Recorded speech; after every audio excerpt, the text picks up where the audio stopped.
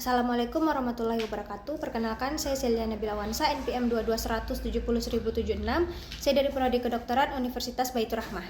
Baiklah, pada kesempatan hari ini saya akan memaparkan poster yang sudah saya buat dari review artikel tentang karakteristik mitosis pada kanker payudara. Nah, teman-teman tahu nggak kenapa aku mengangkat tema ini untuk dijadikan poster dan sebagai review artikel aku? Itu ada di latar belakang ya teman-teman. Teman-teman bisa lihat, kanker payudara itu adalah kanker tersering pada perempuan dan penyebab kematian kedua akibat kanker di dunia. Jadi, indeks mitosis itu dapat mencerminkan laju pembelahan sel tumor dan digunakan sebagai sistem grading tumor. Nah, gangguan dari mitosis ini dapat menyebabkan instabilitas genom dan memperburuk prognosisnya. Nah, tujuan dari pembuatan poster ini, teman-teman bisa lihat juga ada di sini. Yang pertama itu dapat menjelaskan mekanisme dan regulasi mitosis pada kanker payudara. Yang kedua yaitu meninjau nilai diagnostik dan prognostik dari indeks mitosis. Yang ketiga itu mengidentifikasi faktor-faktor yang mempengaruhi aktivitas mitosis. Nah, ini metode yang saya gunakan. Untuk jenis penelitiannya itu adalah tinjauan pustaka. Sumber datanya itu berasal dari jurnal nasional dan internasional. Topik pembahasannya itu ada mekanisme mitosis, checkpoint, histologi, indeks mitosis, dan faktor hormonal. Oke teman-teman, kita mulai dari pengertian kanker payudara ya.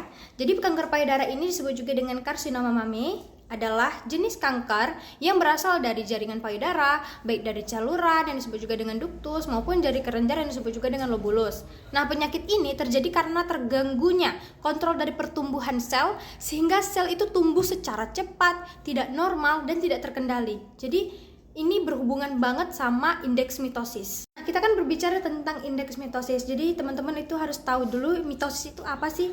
Jadi mitosis itu adalah proses pembelahan sel yang menghasilkan dua sel anak dengan jumlah kromosom yang identik dengan sel induknya.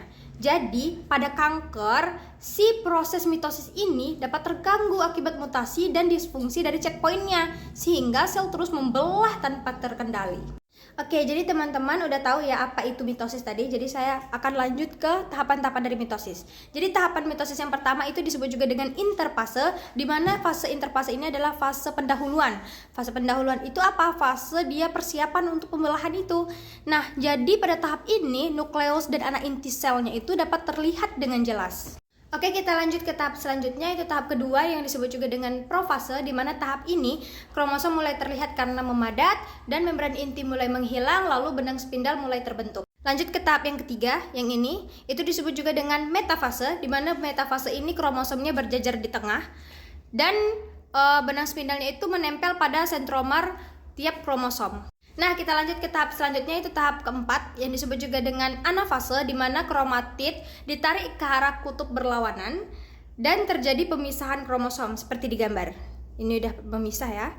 Tahap yang terakhir itu tahap telofase, di mana telofase ini kromosomnya mulai melonggar kembali, jadi benang kromatin dan membran inti mulai terbentuk kembali dan spindalnya sudah menghilang. Nah, jadilah dua sel anak yang identik.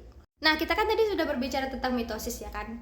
Nah, teman-teman bisa lihat ini adalah gambaran mitosis di mikroskop. Jadi bintik-bintik warna ungu yang sangat gelap itu adalah bentuk dari mitosis-mitosis yang sedang berpesta. Dia lagi membelah diri di sana. Nah, faktor-faktor yang mempengaruhi mitosis itu adalah faktor-faktor reseptor ER, PR, HER2, siklin D1, dan Ki67. Nah, pasti teman-teman bertanya-tanya kan, gimana sih cara dari penghitungan dari indeks mitosis ini? Jadi, indeks mitosis ini dinilai berdasarkan jumlah sel yang membelah aktif dalam 10 lapang pandang menggunakan mikroskop.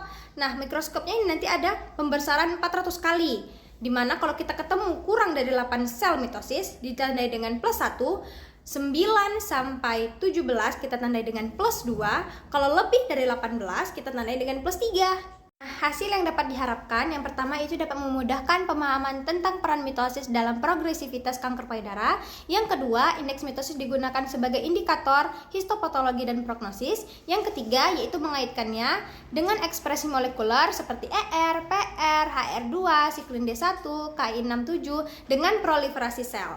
Nah, manfaatnya apa aja sih? Yang pertama, itu memberikan pemahaman bagi klinisi dan mahasiswa terkait pentingnya indeks mitosis. Yang kedua, menjelaskan nilai diagnostik dan prognostik indeks mitosis.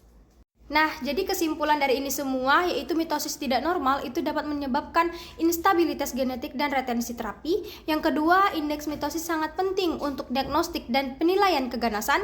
Yang ketiga, harus menjadi bagian wajib dalam evaluasi histopatologi kanker payudara. Nah, ini yang terakhir ada sumber-sumber yang dari penulisan saya, teman-teman bisa lihat. Baiklah, demikian hasil review artikel yang saya tuang dalam poster yang sudah saya jelaskan tadi. Mungkin cukup sekian, semoga bermanfaat. Wassalamualaikum warahmatullahi wabarakatuh.